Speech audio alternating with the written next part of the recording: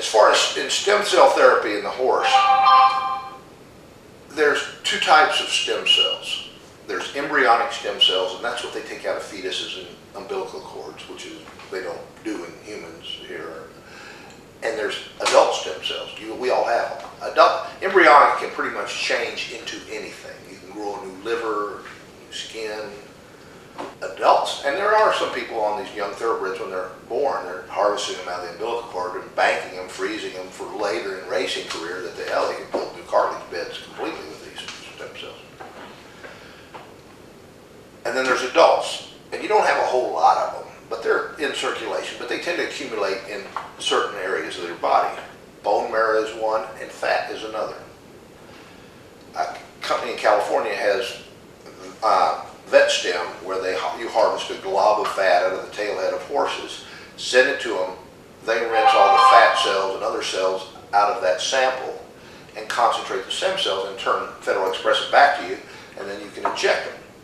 And you're finding injecting them both not only into tendons, but they're putting them a lot in joints and regrowing cartilage bed. Here again, the type of cartilage, when you have damage to chips or erosion or thinning of cartilage, that cartilage is replaced with a non-compressible hard cartilage that's not of much value. It's not like the articular cartilage that we're born with. It's resilient, has 100% memory, and bounces back. So we're able to not just inject a horse's ankle with cortisone to take the inflammation out, or with a lubricant like hyaluronic acid to help the quality and the moisture content of the things there. We're able to actually heal it now. At the end of the season, a lot of people say, hey, let's fix these joints up because I'm turning them out. And I wouldn't inject them with cortisone and lubricants then, because the horse is going out, it's not being used, and the acid works better on their use. Those are things we use during the season. At the end of the season now, we're starting to harvest. Also, there's platelets as well. Platelets don't have any stem cells, but they have a tremendous amount of anti-inflammatory and growth factors. Platelets that we use in our blood that are just to make clots when you have things. They're also realizing, boy, they're pretty rich in really nice things, and that's a thing called PRP, platelet-rich plasma. And we take a big sample of blood, put it through a special centrifuge, and then we end up, we take maybe 90 cc's of blood and end up with 4 cc's of really, really rich platelets. Or we drive a needle in the sternum of the horse and draw off about 90 cc's of bone marrow, put that in a special centrifuge, and we can inject that in. So we're using platelets and bone marrow in healing these tendons and ligaments, and now in healing joints. And so, yes, we can do something that's proactive, that it helps make a better joint, not makes a bad joint comfortable, but makes a better joint. So that's a big issue now. And they're going to find out more and more and more. There's controversy now whether on the platelets, should you freeze them and get rid of the white cells, which can sometimes, when you put them in, cause some inflammation and flare, what we call post-injection flares that nobody wants to see.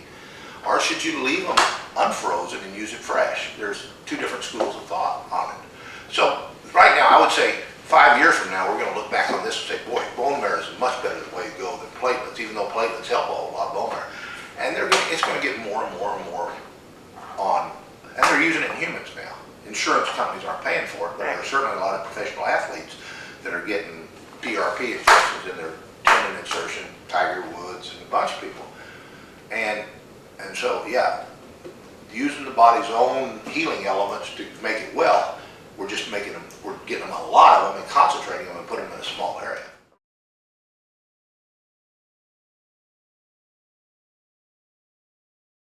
Well, here we have a centrifuge, and it's not terribly expensive, but the kits are, and you can concentrate this. But as far as taking fat, a lot of people that just have a little shed row, that you can do the surgery, scoop out some fat, sew it together, they send it off Federal Express on dry ice, they concentrate, send it back to you, and you can inject it in. What's nice is there are places, Joe Blow can't maybe do that, but he may be able to take his horse 3 hours away to a clinic that does do that, okay? You're not going to buy that at the kit. They're making little kits that veterinarians that don't want to buy these centrifuges and these disposable kits, they're making kits that you can hang outside of a stall, and through sediment it collects. Doesn't do it quite as nice as this, but you can't get it done. I mean, I go to Bighorn, Wyoming, and I still do PRP and platelet-rich plasma. I draw blood, Federal Express it back here, they concentrate it, and Federal Express it back to me, and I inject it. You know, so yeah, you can get it done. You just need to know about it, and it's not rocket science. I mean, you know, we probably do 3 or 4 horses, tendons a day over next door here with PRP, so we do a bunch. Platelets are not, PRP, how expensive do you think it is? To harvest it, you generally have like $150 to $200 ultrasounding to find the damage done. For us to collect platelets out of your horse, to process them, then using the ultrasound to re-inject them right into the spot of damage. You see the hole, when you inject it, you can see the hole filling up, $750. Not a lot of money. You can split these tendons, these blood clots, those black holes, you can stab them with a scalpel for a third that much. It's not a lot of money.